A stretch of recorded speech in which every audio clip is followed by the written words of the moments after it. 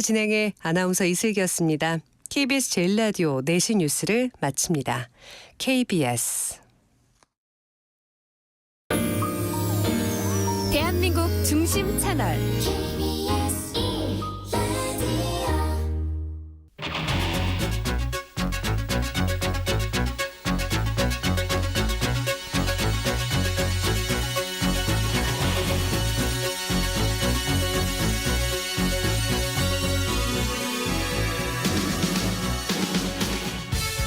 안녕하십니까. 성기영의 경제쇼 아나운서 성기영입니다. 요즘 넷플릭스나 쿠팡 플레이 등 월 구독료는 기본이고요. 음악 스트리밍 서비스 등에 매월 만만찮은 비용을 지불하는 분들이 꽤 많으실 겁니다. 여기에 이 파격적인 혜택을 준다는 쇼핑몰 멤버십에 가입했다면 1년에 구독료만 수십만 원이 훌쩍 넘을 텐데요. 최근에는 또 고가의 가전제품을 일정 기간 빌려서 사용하는 가전 구독 서비스를 이용하는 소비자도 늘고 있다고 하죠. 좋은 물건을 편리하고 저렴하게 사용하니 좋아 보이지만 과연 정말 이득일까요? 네, 구독 서비스를 슬기롭게 이용할 수 있는 방법 제대로 알아보겠습니다. 요즘 점심 한 끼 먹기가 10,000원으로도 간당간당한 경우가 많습니다. 월급 빼고 다 올랐다는 하소연 많이들 하게 되는데요. 문제는 은퇴자에게는 인플레이션이 치명적일 수 있다는 겁니다. 잠시 후 인플레이션 시대에 필요한 노후 자산 관리 방법과 투자 전략 자세히 짚어보겠습니다.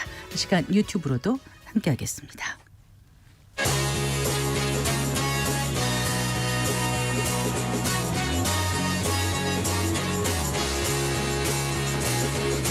경제 시야를 넓혀드립니다. 투자의 지름길을 안내합니다. 돈 되는 정보를 발견하는 시간. KBS 1라디오 경제쇼.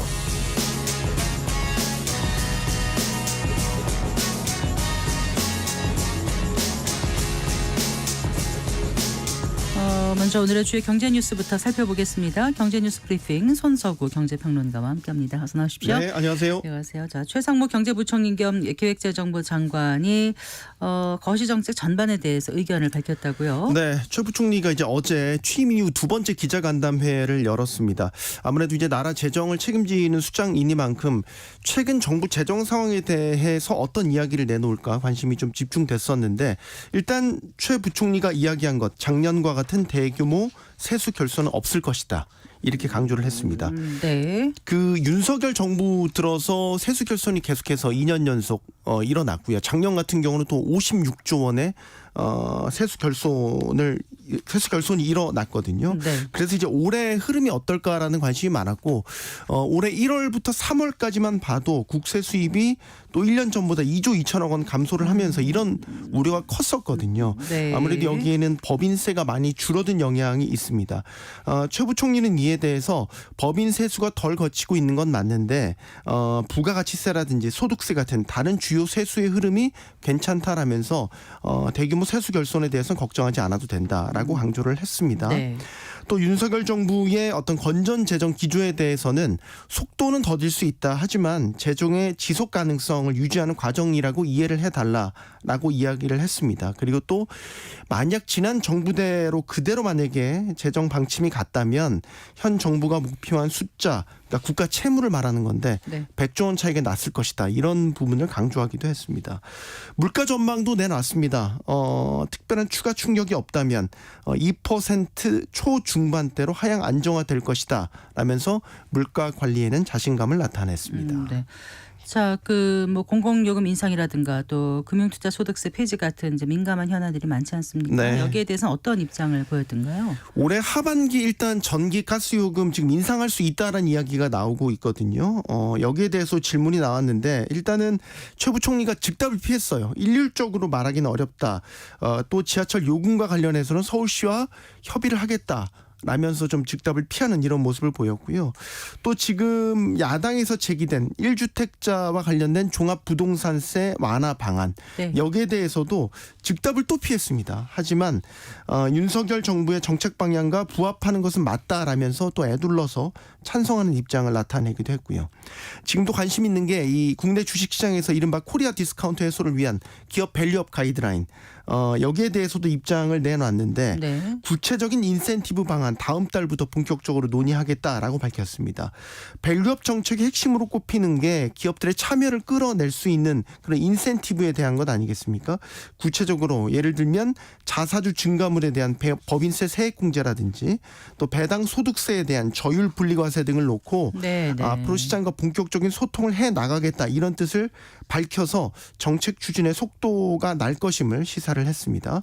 또 하나 21대 국회에서 결국 처리하지 못하게 될 것으로 보이는 금융투자소득세 폐지에 관한 법안 또 개인 종합자산관리계좌 ISA 혜택을 확대하는 법안 등에 대해서도 네. 22대 국회에서 재추진하겠다 이런 의지도 드러냈습니다.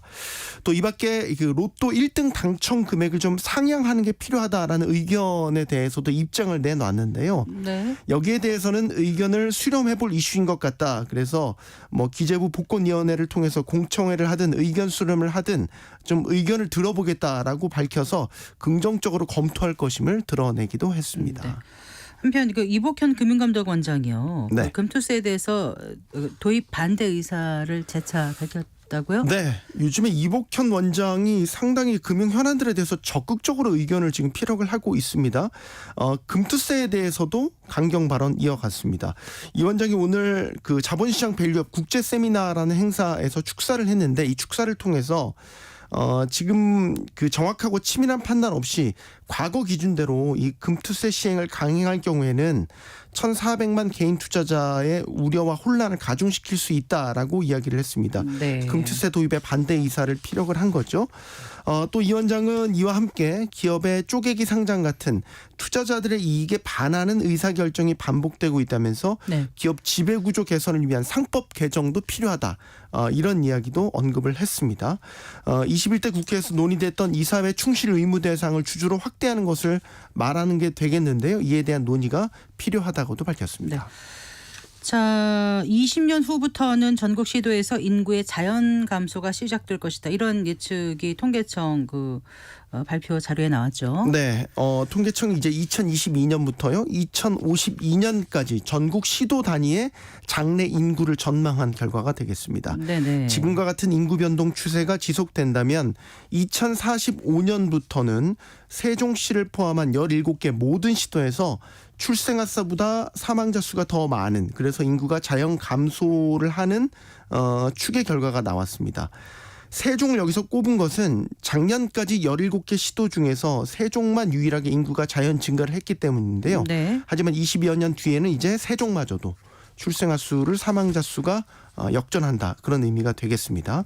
출생과 사망에다가 또 시도별로 인구 이동분까지 고려를 하면 15년 뒤인 2039년부터는 이제 세종을 제외한 16개 시도에서 인구가 자연 감소하기 시작한다는 전망도 나왔고요. 네. 2022년과 2052년 사이에 이 30년 사이에 인구 감소폭을 비교를 해보면 서울은 149만 명이 감소를 하고요. 네. 네. 부산은 85만 명, 경북 46만 명, 전북 33만 명 등의 순이었습니다. 그런데 감소율로 따지면 부산이 가장 심각했습니다. 30년 사이 25.8% 인구가 줄어드는 겁니다. 인구의 4분의 1이 주는 거죠. 네. 이런 추세라면 또 5천만 명 인구선이 깨지는 시점 17년 뒤인 2041년으로 예측됐습니다. 네. 자, 그리고요. 전세 사기 여파로 지금 서울의 빌라 경매 건수가 또 늘었다고요? 네.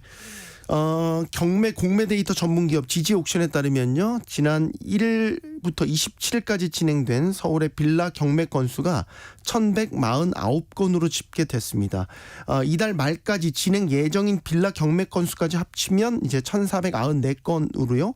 지난달보다 50여 건이 많은데 이게 2006년 1월 이후 18년 만에 최다 건수가 되겠습니다. 서울의 빌라 경매는 지난해에는 월 한 600에서 800건 정도 수준이었지만 올해 들어서 이제 1,000건을 훌쩍 넘어섰는데요. 네. 2022년부터 연달아 터진 전세 사기 여파로 볼 수 있겠습니다. 예, 예. 전세 사기로 이제 얽힌 물건이 경매로 나온 것이고요. 또 전반적으로 빌라에 대한 기피 현상도 지금 심해지고 있죠. 그래서 이런 것들이 경매 건수가 늘어난 배경으로 풀이되고요. 다만 최근에 이제 주택도시보증공사 허그가 전세금을 돌려받을 권리인 이런 대항력이라고 하는데 대항력을 포기한 빌라들이 많아지고 있습니다. 그러면서 낙찰률 자체는 좀 올라갔거든요. 네. 하지만 여전히 빌라 시장 자체가 살아나지는 않고 있어서 빌라 경매 건수 당분간 늘어날 것이란 전망이 나오고 네. 있습니다. 그 전세 사기 피해자에 대한 선고제 후 구상 지원을 골자로 하는 전세 사기 특별법 개정안이 방금 전 국회를 통과했다는 소식을 전해드립니다. 오늘 국회 본회의에서 국민의힘 의원들이 회의장에서 퇴장한 가운데 더불어민주당 등 야당 단독으로 처리됐는데요. 재석 170명 찬성 중 170명 중에 찬성 170표로 표결이 됐습니다. 전세 사기 특별법 개정안이 지난 2월에 국회 국토위에서 야당이 단독으로 본회의에 직회부했는데 오늘 통과가 됐다는 소식 전해드립니다. 네. 네, 자 미국 주식에 투자하는 분들 많지 않습니까? 네, 그렇죠. 그런데 오늘부터 미국 주식의 결제 주기가 하루 앞당겨진다고요? 네, 이제 우리 기준으로 보면 그 기존의 미국 주식에 대한 결제 주기는 사흘이 걸립니다. 그러니까 내가 만약에 주식을 팔면 이게 내 계좌로 대금이 들어오는 게 사흘. 네, 네. 근데 이게 오늘부터는 이틀로 당겨집니다. 그래서 이게 매매 거래일 기준으로 보면은 지금 미국 주식시장의 해외 결제 그 주기가 T+2일인데 이게 이제 T+1일로 단축이 되는 거죠. 네. 좀 구체적으로 설명을 드리면 만약에 우리 시각으로 오늘 밤에 내가 엔비디아 주식을 팔았다라고 오늘 가정해 밤에, 보죠. 그렇죠. 네. 오늘이 화요일이지 않습니까? 네. 그러면 이제 목요일까지 청산 결제를 거친 뒤에 사흘 후인 이제 금요일에 내 계좌로 대금이 들어옵니다. 네. 그런데 앞으로는 이제, 네. 목요일에 대금을, 들어온다. 네, 하루 네. 당겨지는 거죠. 예. 자, 이렇게 되면 뭐가 달라지냐? 투자자 입장에서는 내 대금이 좀 더 하루 빨리 들어오니까 주식 거래에 있어서 회전율이 높아지는 거죠. 그러니까 주식 전략, 투자 전략을 세우는 데 있어서도 좀 한 발 빠른 타이밍에 투자 전략을 구사할 수 있겠고 이에 따라서 지금도 미국 주식 선호하는 분들이 많은데 아마도 미국 주식을 더 선호하는 선호도가 높아질 것 높아질 수 같다라는 생각이 있겠네요. 들고요. 네네. 다만 주의할 점도 있습니다. 이게 어떤가요? 증권사에 대해 주식을 빌려서 거래하는 미수거래. 예. 미수거래 하시는 분들은 이제 갚아야 될 때 대금 변제 기일도 하루 더 빨리 하셔야 된다라는 점도 네. 알아두시기 바랍니다. 네, 잘 들었습니다. 고맙습니다. 고맙습니다. 네, 경제뉴스 브리핑 손석구 경제평론가와 함께했습니다.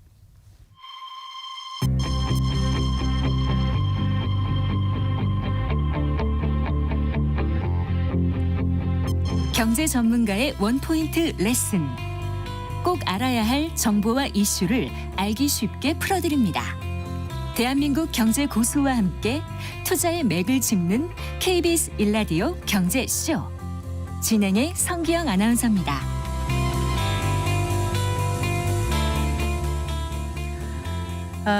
주변을 보면 뭐 OTT는 기본이고요. 스트리밍 음악 사이트 등 월 정기 구독을 기본으로 뭐 2-3개 정도 이용하는 분들 꽤 많던데요. 여기에다 뭐 쇼핑몰의 멤버십에 가입한 분들도 적지 않습니다. 월 구독료는 내지만 그러니까 소비자 입장에서는 편리하고 또 뭐 할인 등의 혜택도 받을 수 있어서 솔깃할 수밖에 없을 텐데요. 그런데 이렇게 너도나도 구독제를 시행하는 업체들이 많아지다 보니까 자신도 모르게 빠져나가는 구독료가 늘어나게 되는데요. 자, 오늘 이 구독 경제란 무엇인지 좀 제대로 이해해보고 구독 서비스를 현명하게 이용할 수 있는 방법은 없는지 알아보는 시간 마련했습니다. 이효훈 IT 칼럼니스트 스튜디오에 모셨습니다. 반갑습니다. 네, 안녕하세요. 안녕하세요. 이제 구독 경제 하면은 좀 낯설다는 분들도 계신데 가만히 보면은 옛날에 이제 뭐든지 이렇게 정기 구독해서 신문 받아보고 이런 데서 출발한 거 아닐까요? 네, 맞습니다. 그 구독한다는 것이 어떤 의미인지는 이제 다들 아실 거라고 생각을 하고요.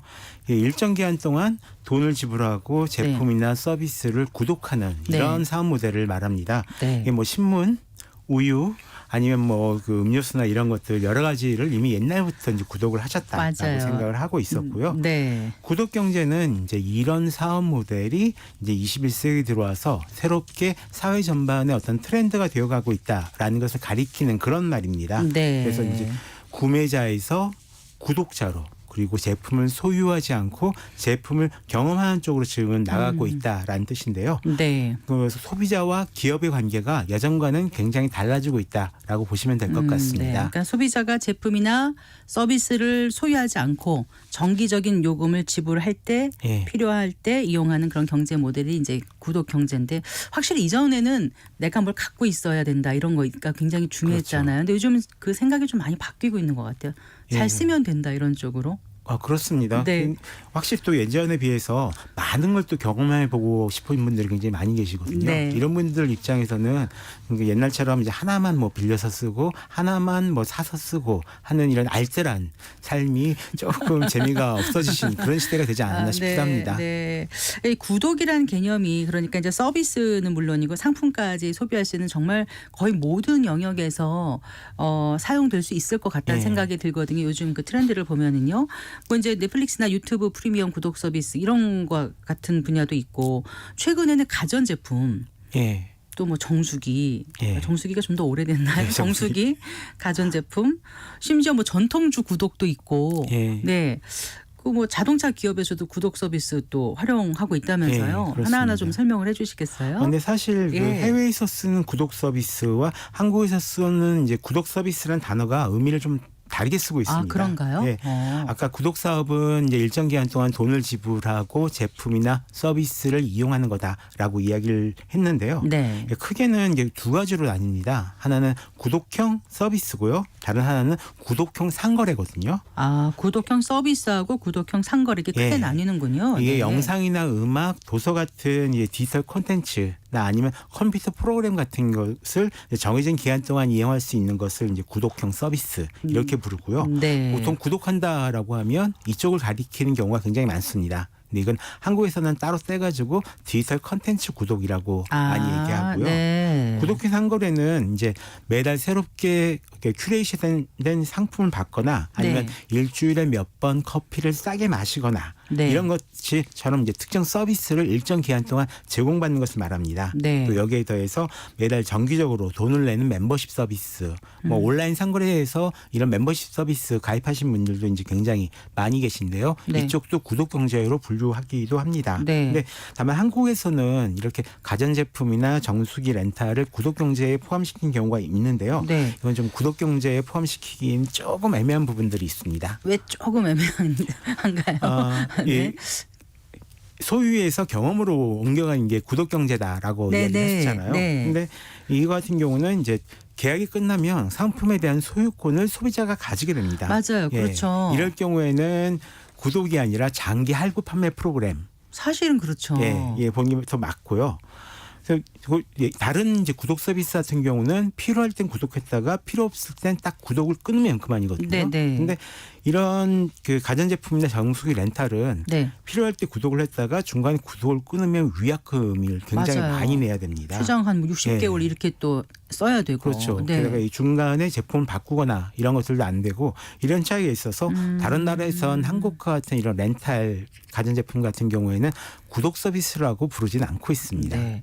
그런데 이 구독 경제라고 부르기 시작한 언제쯤일까요? 사실 네. 굉장히 오래된 그 사업 모델이잖아요. 그런데 인터넷이 보급되고 스마트폰이 보급될 때쯤 한 2010년쯤에 네. 미국에 이 버치박스라는 서비스 회사가 있었습니다. 아. 근데 여기서 매달 정기적으로 화장품 샘플을 모아서 보내주는 이런 서비스를 한번 내놨었는데 네. 이게 큰 인기를 끌면서 사람들이 뭔가 구독 서비스도 21세기에 완전히 새로운 의미로 탄생할 수 있겠구나라는 네. 걸 깨닫게 된 겁니다. 네. 그러다가 한 2013년에 어도비라는 회사가 있는데요. 이 포토샵 맞아요. 굉장히 네. 유명한 회사거든요. 이 회사가 제품 이 프로그램 판매를 다 중지시키고 그걸 다 이제 구독 서비스로 바꿨습니다. 네. 그러다 보니까 이 회사가 돈을 많이 벌었어요. 네. 그때 사람들이 돈이 구독 서비스로 되는구나. 바꾸면 굉장히 돈을 많이 벌 수 있겠구나 네. 깨닫고 근데 이때부터 이제 구독 사업 모델이 줄줄줄 이어진 거죠. 네. 아마존 같은 경우는 아마존 프라임 같은 이런 전자상거래 회원제 서비스 네. 내놨고요. 애플 같은 경우도 앱스토어에서 앱 판매를 요즘은 다 구독제로 팝니다. 그리고 네. 넷플릭스 같은 컨텐츠 구독 서비스도 인기를 끌었고 네. 뭐 MS 오피스 같은 경우도 구독제가 이제 됐고요. 네. 요즘 유행하는 이 생성 AI 같은 경우도 실제로는 이제 구독 프리미엄 기능을 쓰려면 구독을 해야 됩니다. 네. 이렇게 그렇군요. 완전히 사업 모델들이 굉장히 많이 바뀐 거죠. 그렇다면은 구독 시장, 구독 경제 시장 규모가 지금 어느 정도라고 봐야 될까요? 일단 우리나라 같은 경우는 아직 확실하게 나온 게 없습니다. 네. 저희는 2022년쯤에 한번 나온 적이 있었는데요. 이때 40조 규모라고 했는데 여기에 그 자동차 렌탈이 17조, 네. 중장비 렌탈이 11조, 가전제품 렌탈이 10조 이런 식으로 다 포함된 바람에 네. 실질적으로 이런 것들을 제외한 뭐 디지털 콘텐츠 우리가 알고 있는 네. 구독 서비스는 한 2조 이하. 그러니까 지금 한 이거보다 많아졌겠죠. 이 정도 규모 로 이제 짐작이 되는데요. 세계적으로는 이거 좀 큽니다. 네. 이 시장 조사 기관 주니퍼 리서치에서 나온 보고서에 따르면 2024년 구독 경제 시장은 약 5,930억 달러. 네. 그러니까 우리 돈으로 약 810조 원 정도가 되고요. 네. 2028년에는 약 9,960억 달러. 그러니까 1,461조 원 규모 시장으로 이제 성장할 거다라고 네. 얘기를 하고 있습니다. 네. 그럼 구독 서비스 가장 많이 차지하고 있는 분야가 어느 거라고요? 아무래도 이 실제로 디지털 콘텐츠 구독에서 네. 가장 많이 차지하고 있는 것은 네. 디지털 비디오나 네. 디지털 음악, 그다음에 세 번째가 이제 실물 상품을 직거래 네. 이 서비스인데요. 네. 당장 넷플릭스 한 군데만 해도 뭐 분기 수입이 굉장히 높습니다. 1년 사업이 10조가 넘어가니까요. 네. 예. 그런데 지금 이제 시작된 게 아까 2000 몇 년이라 그러셨죠? 구독 경제 시작이 일단 2010년으로 볼 수가 있겠죠. 네. 구독 그러니까 경제는. 그러니까 결국 구독 경제 성장은 기술 혁신하고 밀접하게 연관이 돼 있는 것 같아요. 그렇습니다. 아무래도 뭐 클라우드 컴퓨팅이라든가 빅데이터라든가 뭐 인공지능 이런 게 발달되면서 점점 더 저변을 이제 확대해 갈 거라는 생각이 드는데 네. 시장이 켜지고 있다는 건 그만큼 이제 판매하는 기업이나 그거를 이제 사용하는 소비자 입장에서 뭔가 편익이 있고 이윤이 있으니까 하지 않겠습니까? 그렇죠. 네. 어떤 측면을 좀 꼽아볼 수 있을까요? 장점, 예, 단점 먼저 이런 그 거요? 소비자 측면을 네. 보자면 굉장히 편리하다라는 네. 걸 꼽을 수가 있습니다. 네. 예전에 비디오 가게에서 영화 한 편 빌려보려면 2,000원 내고 한 편씩 이런 식으로 빌려봤잖아요. 갖다 줘야 되고 늦게 가면 또 또 약간 벌금 연체료 내야 되고 연체료 물고 예, 또 물고. 혹시라도 잃어버리면 그 비디오 가게 다시는 안 가게 되고 예, 다시는 안 가는 쪽을 택하셨군요. 뭐 그런 일들이 좀 있었는데요. 요즘 같은 경우는 한 10,000원대, 10,000원에서 한 20,000원 정도 되는 비용을 내면 예. 뭐 한 달 동안 그 비디오 가게에 있는 영화를 다 볼 수 있는 겁니다. 시간만 되면. 그렇죠. 네. 그리고 골라볼 수 있는 영화 편수도 굉장히 많은 거죠. 맞아요. 이런 식의 편리함을 이제 소비자들에게 가져다 줬다라고 볼 수가 있고요. 네. 두 번째로는 또 큰 돈이 필요가 없습니다. 그렇죠. 예, 앞서 말한 이 프로그램 구독 서비스가 성공한 이유도 이 프로그램 가격이 적으면 몇십만 원에서 말된 뭐 몇백만 원까지 올라갔던 그런 프로그램들을 한 달에 한 몇만 원만 내면 쓸 수가 있으니까 네. 사람들이 다 그럼 난 구독을 하겠습니다라고 선택을 했던 거거든요. 네. 이런 것처럼 이제 굉장히 좀 저렴하다. 라는 것이 또 하나의 장점이 될 수가 있을 것 같고요. 네. 또 구독자들에 대해서 주어지는 특별한 혜택이 있습니다. 네, 뭐 네. 무료 배송이나 무료 반품 뭐 이런 것들도 있고요. 또 남들보다 먼저 새로운 제품을 만날 수 있다거나 아니면 네. 가격 할인을 해준다거나 이런 혜택들이 있는 거죠. 네. 정말 그 전례 없는 편의성 선택권을 제공해서 정말 그 전 세계 콘텐츠 시장을 많이 바꿔놓은 것 같아요.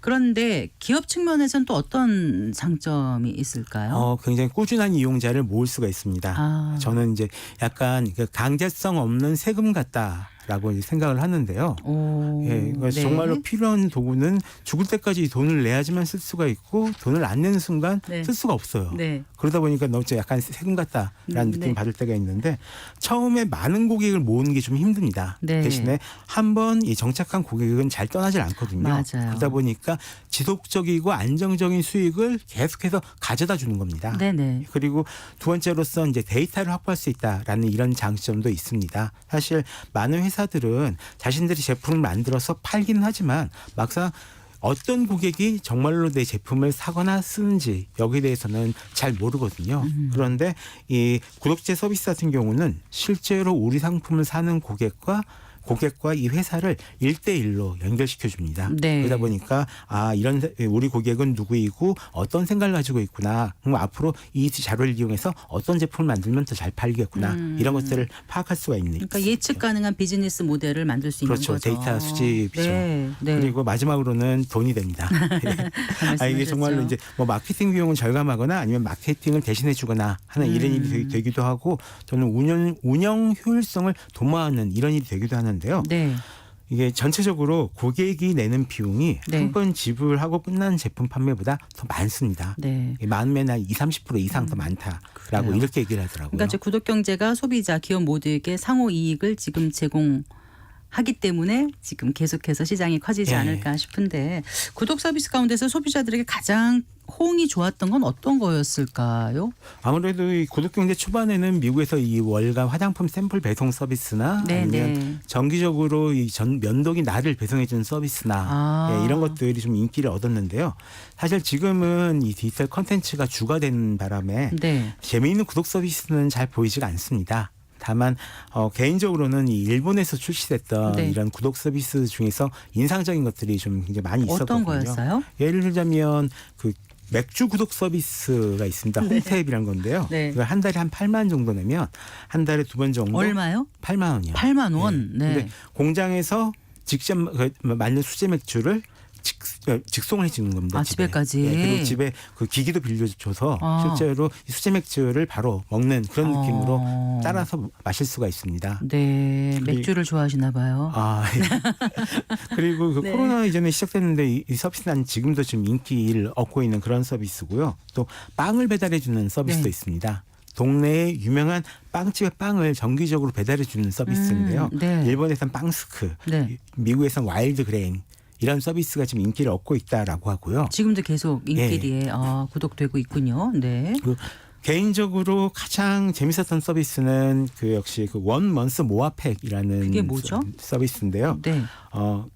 회비를 내고 가입을 하면 네. 그 특정한 기간 동안 그 술집에서 술을 무제한으로 마실 수 있는 그런 서비스입니다. 네. 딱 이거 서비스 내용만 들어도 그 왜 인기가 좋았는지 아시겠죠. 이 서비스가 일본에서 한 2018년경 구독 경제를 굉장히 크게 알린 그런 서비스였습니다. 네. 지금은 망했지만요. 예. 그런데 이제 말씀하신 그런 여러 가지 장점이 있긴 한데 이제 이것저것 처음엔 좀 가격을 따지고 가입하다가 나중에는 이제 익숙해지면 그게 별로 이렇게 부담스럽지 않으면서 더 좋은 거 있으면 또 해보지 하다 보면 얼마가 지출되는지 정작 본인이 좀 모를 때도 있을 것 같아요. 유심히 이제 지출 결제된 내역을 보지 않는 한. 그렇죠. 네. 관련한 조사 결과 뭐 나온 거 있을까요? 사실 이제 많은 분들이 이걸 숨만 쉬어도 나가는 비용이다라고들 이제 얘기를 하시는데요. 예. 지난 5월 23일에 그 롯데 멤버스에서 네. 리서치 플랫폼 라임 구독자 1,000명을 대상으로 조사한 결과가 있었습니다. 예. 여기를 보면 약 90% 정도가 이런 구독 서비스를 이용한 경험이 있었고요. 네. 1인당 평균 한 4개 서비스를 구독하고 있다라고 나왔습니다. 네. 그리고 전체 구독 진출에 대한 평균 구독료는 한 2021년에 1인당 월 평균 4만 원 정도였으니까 지금은 그것보다 좀 높아져 있지 않았을까. 네, 3년 전 얘기니까요. 네. 지금 생각을 하고요. 대신에 이렇게 많이 구독 서비스를 이용하다 보니까 문제도 역시 따라옵니다. 굉장히 힘들죠. 자기도 모르게 이게 비용이 나가는 경우도 굉장히 많은데요. 네. 실제로 미국 소비자 2,500명을 대상으로 이제 조사한 결과가 있거든요. 네. 여기에 따르면 35%는 한 달에 구독료를 얼마나 지출하는지 모른다라고 합니다. 네, 네. 그리고 72%는 이 구독 서비스가 너무 많다라고 대답을 했었고요. 네. 또 다른 보고서를 보면은 미국 소비자 같은 경우는 이건 아무래도 미국이 뭐 케이블 TV나 이런 지출 비용이 좀 많아서 그럴 것 네, 같긴 네. 한데요.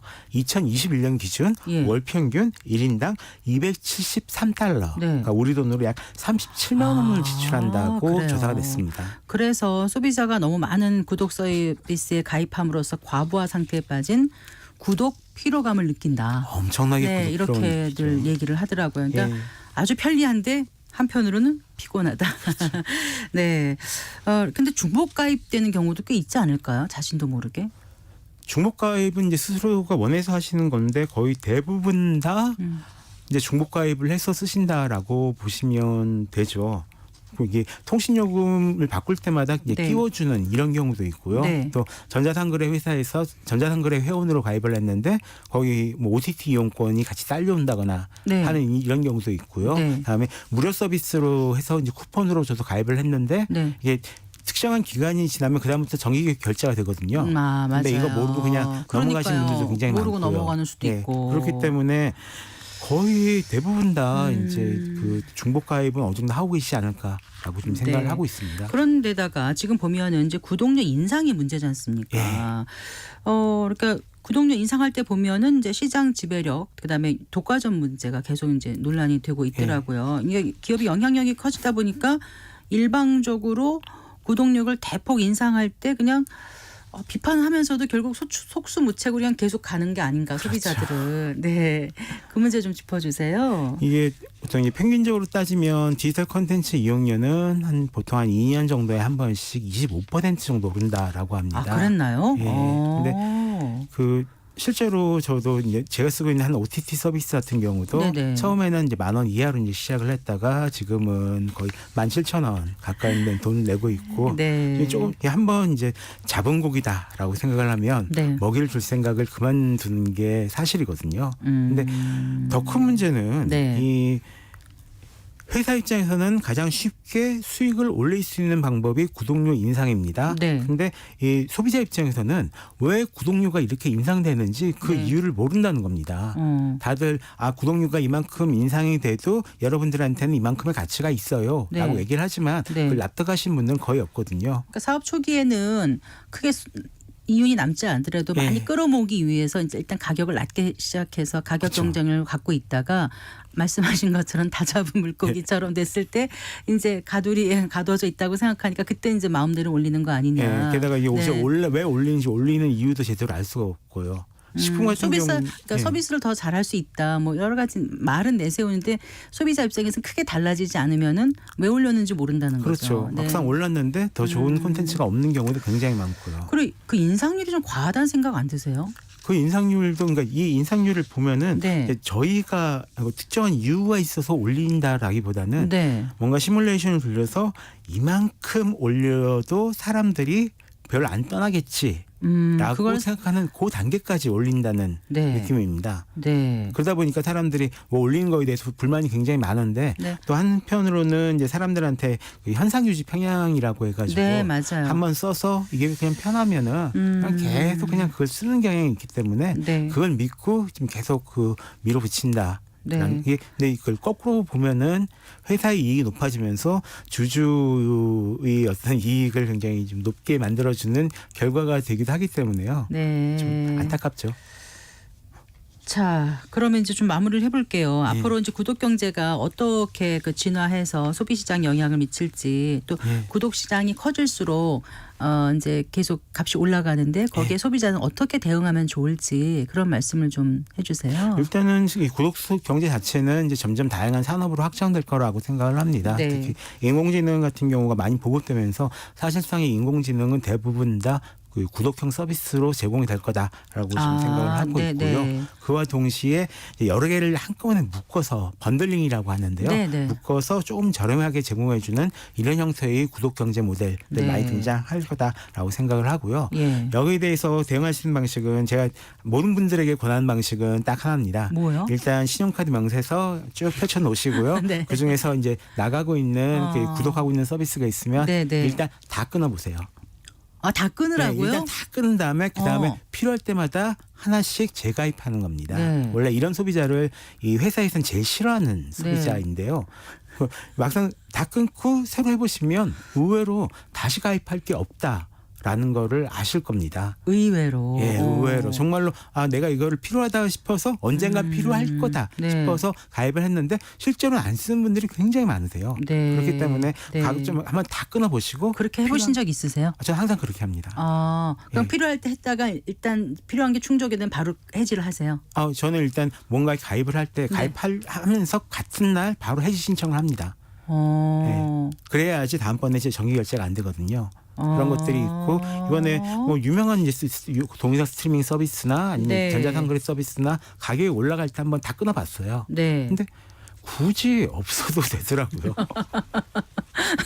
소비자 주권은 스스로 찾는 수밖에 없다. 이런 네, 말씀이신 것 같아요. 네. 그렇습니다. 근데 이건 정말로 스스로 좀 찾으시는 수밖에 없어요. 굉장히 많은 분들이 안 쓰면서도 돈을 내고 있는 경우가 굉장히 많아서 네. 이거는 좋은 소비 습관이라고는 볼 수가 없겠죠. 네. 정말 선택권도 주고 여러 가지 편익을 주긴 했지만 네. 편리하다고 그게 최선은 아니잖아요. 네. 네, 그러니까 나한테 가장 최선이 뭔지 좀 꼼꼼히 살피셔서 꼭 필요한 것만 구독하시는. 네, 필요할 그런- 것만 필요할 때만 지혜를. 구독을 하시고 끊으시는 게 네. 그 회사에서 가장 싫어하는 소비자. 네. 인데요, 이게 역설적으로 저희들한테 가장 이익이 되는 활동 모델이겠죠. 이효은 선생님 얘기를 기업들이 들으면 참 싫어하겠습니다. 아, 오늘 말씀 잘 들었습니다. 고맙습니다. 고맙습니다. 네, 이효훈 IT 칼럼니스트와 함께했어요.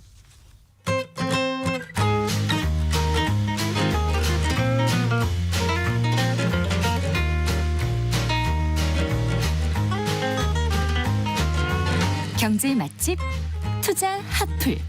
지금은 돈 벌기 딱 좋은 시간. KBS 1라디오 경제쇼.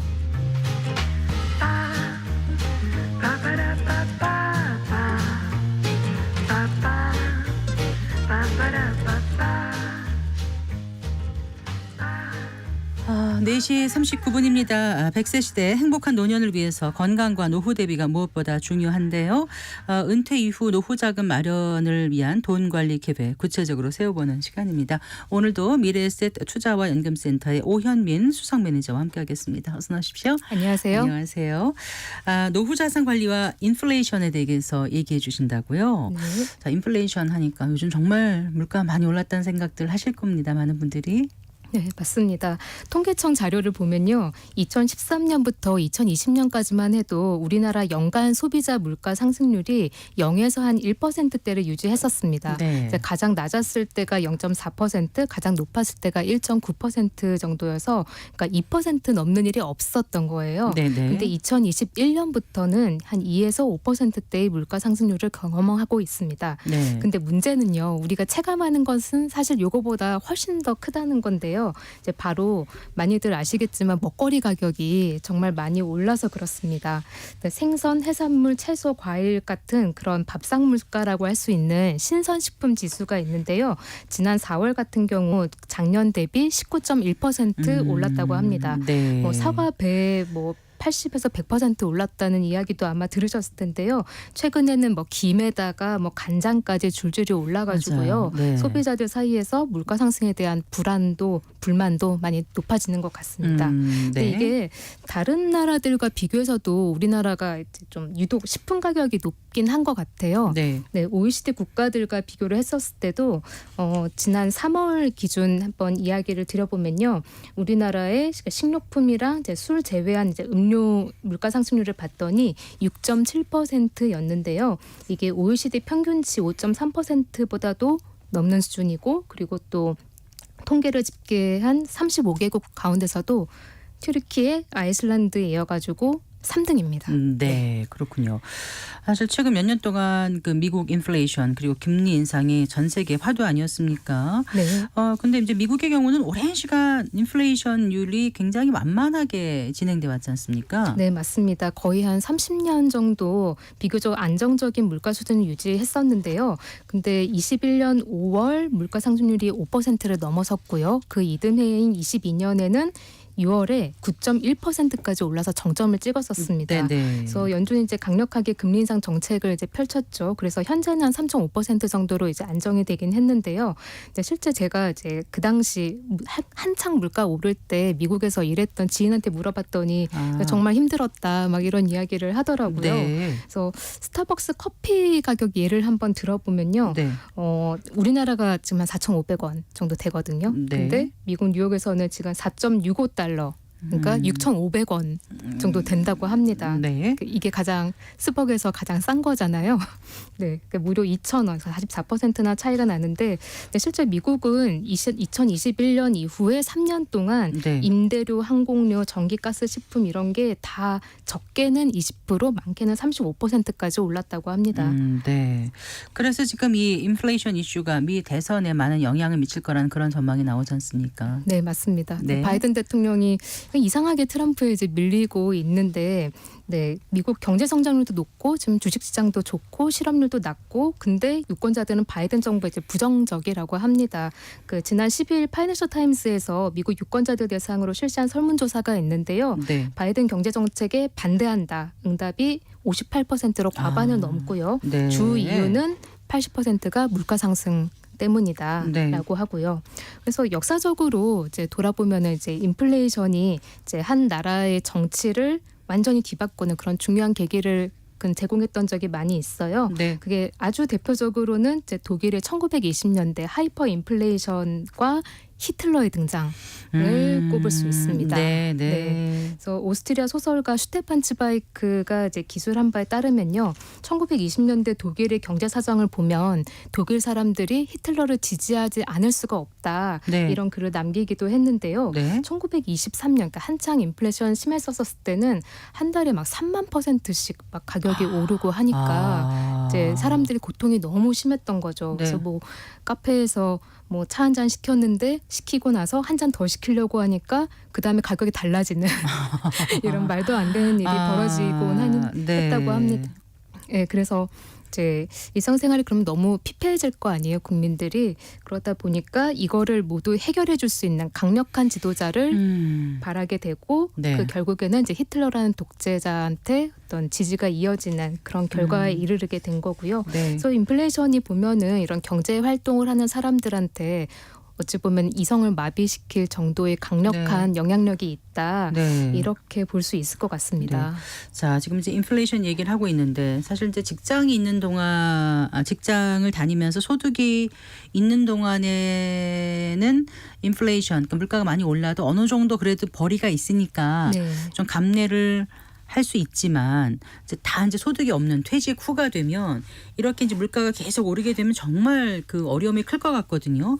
관련해서 나온 연구 결과가 있다면서요. 네, 이번 달에 보스턴 컬리지 은퇴 연구센터에서 인플레이션이 은퇴자에게 미치는 영향에 대해서 보고서를 발표했는데요. 네. 이 보고서에서 실시한 설문에 따르면은 인플레이션으로 인해 은퇴자의 자금 인출이 증가했다고 합니다. 네. 그러니까 은퇴자 및 은퇴 예정자의 거의 한 25% 정도가 2021년에서 23년 사이에 평균 1,810달러, 우리 돈으로 한 248만 원 정도 인출액을 이제 늘렸다고 합니다. 네. 그래서 그렇게 해서 2021년부터 한 4년 정도 후까지 중산층 은퇴자의 금융자산이 14.2% 감소할 것으로 예상한다고 합니다. 노후자금 인출이 늘어나게 되면 그만큼 이제 쓸 수 있는 기간은 줄어드는 거잖아요. 네, 맞습니다. 그 인출 관련해서 제가 하나 개념을 좀 소개해드리고 싶은데요. 네. 수익률 순서 리스크라는 겁니다. 시퀀스 리스크라고도 하는데요. 네. 이게 어떤 거냐면은 노후자금을 이제 투자하면서 매월 동일한 금액을 꺼내 쓴다고 해볼게요. 네. 근데 이게 퇴직 직후라고 그러면 가장 많이 쌓여 있을 거잖아요. 네. 근데 이 적립금을 이제 꺼내 쓰는데 이 초기에 만일 이 수익률이 나쁘게 되면은 그러면은 쓸 수 있는 기간이 줄어들겠죠. 네. 근데 반대로 초기에 수익률이 높게 되면은 네. 쓸 수 있는 기간이 좀 늘어날 수 있겠죠. 그렇죠. 네. 그래서 이게 초기 수익률 관리가 중요하다는 것이 바로 이 수익률 순서 리스크의 핵심인데요. 네네. 네, 이와 관련해서 이제 미국에서 노후자금 인출 전문가로 최고로 손꼽히는 분이 있는데 이제 이분이 윌리엄 벤젠이라는 분이 있어요. 네네. 그래서 이분이 이제 인플레이션에 대해서 어떻게 이야기를 했냐면은 인플레이션이 은퇴자한테 안 좋다. 그 이유는 아까 말씀드렸던 그 수익률 순서 리스크에서 초기 수익률이 안 좋은 것과 같은 영향을 인플레이션이 준다라는 거예요. 초기 수익률을 갉아먹는 것과 같은 그런 영향을 미치기 때문에 인플레이션이 안 좋고 그리고 또 한 가지는 인플레이션이 있는 시기에 퇴직을 하게 되면은 한번 소비 수준이 높아지면은 그것에서 이제 줄이기 힘들잖아요. 그거를 기준점으로 해서 계속 지출을 늘려나가기 때문에 은퇴자에게는 치명적이다. 이런 이야기를 하고 있습니다. 네. 자, 그렇다면 은퇴자가 이 인플레이션의 영향을 덜 받으려면 어떻게 하면 좋을지에 대해서 좀 얘기를 나눠볼까요? 네, 먼저 가능하다면은 최대한 근로기간을 늘리는 게 좋습니다. 그러고 싶습니다. 네. 네, 모든 분들이 꿈일 네, 것 같은데요. 맞아요. 예, 네. 소득을 마련해서 이제 인플레이션으로 인한 추가 지출을 이제 상쇄하는 것인데요. 이제 인플레이션에 후행하더라도 임금은 이제 올라갈 수 있는 부분이 있잖아요. 근데 모든 곳이 뭐 그렇지는 않을 수는 있겠습니다만 일반적으로는 그렇게 기대를 가질 수 있고, 그리고 직장 다니시는 분들도 이 이야기를 조금 귀 기울여 들으셨으면 좋겠는 게, 내가 퇴직했었을 때 인플레이션이 터지지 않으리라는 보장은 없잖아요. 아, 그럼요. 네. 네. 그리고 이제 아까 말씀드렸던 그 노후자금 인출 전문가 윌리엄 벤젠에 따르면은 실제로 미국에서 가장 최악의 시기가 있었다라는 거예요. 네. 그게 은퇴자에게 뭐 어떤 연도가 가장 안 좋은 해였냐라고 딱 보니까 네. 1968년 10월이 그랬다라는 거예요. 네. 그래서 그 이후가 67년에서 82년 사이에 물가가 3배가 뛰었고요. 아. 그리고 70년대는 이제 미국도 이제 물가 상승이 더 심했는데다가 이 당시 S&P 500 수익률이 70년대간 대충 한 100% 정도 되는데 네. 물가는 160%가 올라가 버린 거예요. 네. 그러니까 수익률도 안 좋은데다가 물가도 뛰어버렸기 때문에 네. 만일에 내가 생각했던 은퇴 자금을 가지고 퇴직을 했더라도 네. 환경적으로 이게 내가 쓸 수 있는 기간이 줄어들 수밖에 없는 그런 상황이었던 거죠. 그래서 주된 직장에서 이렇게 퇴직하더라도 계속 이제 소득을 얻을 수 있는 네. 제2, 제3의 직업에 대한 그런 계획을 지금 일하시는 분들도 가지시면은 인플레이션 방어에 도움이 많이 될 것 같습니다. 네. 제2의 직업에 대한 준비를 차근차근 퇴직 전부터 하셔야 될 것 같고, 자산 관리에 있어서도 어떤 준비가 필요할 것 같은데 이 부분 좀 짚어주세요. 네, 저 퇴직 후 고령이 되면은 이제 아무래도 이제 소득이 없으니까 투자 손실에 대해서 좀 염려를 많이 하시면서 이제 보수적으로 운영해야 되겠다 이런 생각 정말 많이 하실 그렇게 거예요. 됐겠죠, 아무래도. 네. 근데 그렇지만 이게 젊은 시절만큼 공격적이진 않더라도 네. 감당할 수 있는 수준에서 투자 비중을 유지하시는 게 인플레이션 방어에 도움이 됩니다. 네. 그래서 아까 소개해드렸던 그 보스턴 칼리지 은퇴연구센터 연구 보고서를 보면요, 인플레이션으로 인해서 은퇴자 금융자산 감소 비중이 얼마나 되었나 살펴봤더니 네. 네. 자산이 적은 쪽이 더 크게 나타났다는 거예요. 자산이 적은 쪽이 예. 더 크게 나타나고 좀 더 높은 쪽은 그 덜 영향을 받았다. 근데 그 이유가 뭔가 네. 하고 봤더니 자산이 좀 많은 쪽은 네. 인플레이션이 있더라도 그만큼 또 성장하는 주식 위주의 자산 구성을 가지고 있었다라는 거예요. 네. 그래서 반면에 좀 자산이 좀 적은 쪽에서는 주로 현금이나 채권에 의존하는 포트폴리오를 가지고 있었기 때문에 네. 인플레이션을 상쇄할 수 있는 방법이 없었다라는 거죠. 아무래도 자산이 네. 적으면 가슴이 좀 맞습니다. 네. 작아질 것 같아요. 그랬는데 네. 결과적으로는 오히려 네, 인플레이션 예. 방어에는 취약하다. 네, 맞습니다. 네. 네. 자, 그래서 손실이 무서워서 현금으로만 갖고 있는 것보다는 약간은 좀 공격적이진 않더라도 공격적이진 감당할 않더라도, 수 있는 네. 수준에서 투자 비중을 확대하는 게 좋다는 그런 말씀이셨고요. 네, 맞습니다. 그 이제 은퇴자에게 자산이라는 건 크게 집, 그리고 이제 연금, 약간의 예금 이런 게 주를 이루게 될 텐데, 집값이야 내 마음대로 어떻게 할 수 없지만 연금은 잘 운용하면 인플레이션 대비를 할 수도 있지 않을까요? 네.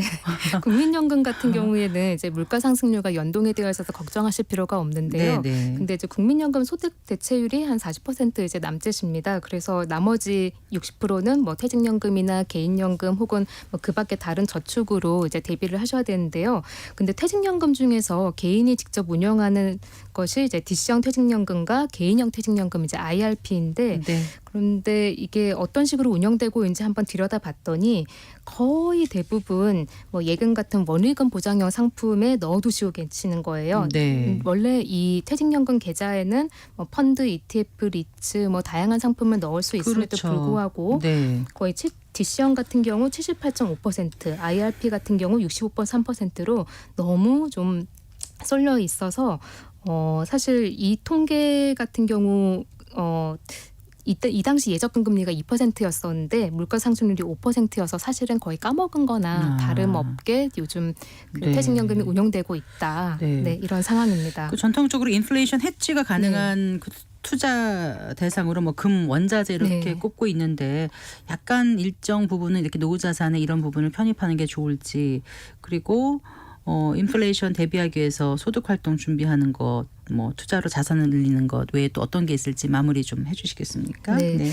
일단 인플레이션 해지를 위해서 이론적으로는 금 원자재 인프라를 이제 많이 이제 이야기를 하는데요. 네. 좀 주의하셔야 될 게 최근 금, 은, 구리 이런 원자재들이 최고가를 경신하고 있습니다. 그리고 원래는 뭐 금 달러가 그러니까 따로 움직여야 되는데 지금 같이 움직이고요. 뭐 구리랑 또 실물 경제가 또 뭐 같이 움직여야 하는 부분도 있는데 뭐 이런 부분도 지금 그러니까 전문가의 예측과 같이 네. 가고 있지 않는 부분들이 있어서 그래서 투자하실 때 좀 주의가 필요하다라는 말씀을 드리고 싶고요. 예. 그래서 연금 투자자들한테 가장 좋은 방법으로는 저는 이렇게 자산 배분 펀드를 권해드리고 싶습니다. 네. 그러니까 펀드 매니저가 주식, 채권, 원자재 이런 다양하게 자산군에 투자하고 시장 상황에 따라서 조절해주는 그런 뭐 TDF 같은 펀드도 대표적이라고 할 수 타겟 데이트 있습니다. 펀드 네, 말씀하시는 맞습니다. 거고요. 네, 그리고 끝으로 이제 네. 한 가지 더 말씀드릴 것이 불필요한 지출이 있는지 그런 부분 꼭 체크하셨으면 좋겠습니다. 네. 인플레이션 대비를 위해서 뭐 세금 절세할 수 있는 계좌들 이런 것들도 한번 체크해 보시면 좋겠습니다. 네. 알겠습니다. 오늘 말씀 잘 들었습니다. 고맙습니다. 네, 감사합니다. 네, 인플레이션 시대를 맞아서 노후 자산 관리 어떻게 준비하면 좋을지에 대해서 알아봤습니다. 미래에셋 투자와 연금센터의 오현민 수석 매니저였습니다. 마칠 시간이네요. 성기영의 경제쇼 오늘 순서 여기까지입니다. 저는 아나운서 성기영이었습니다. 고맙습니다.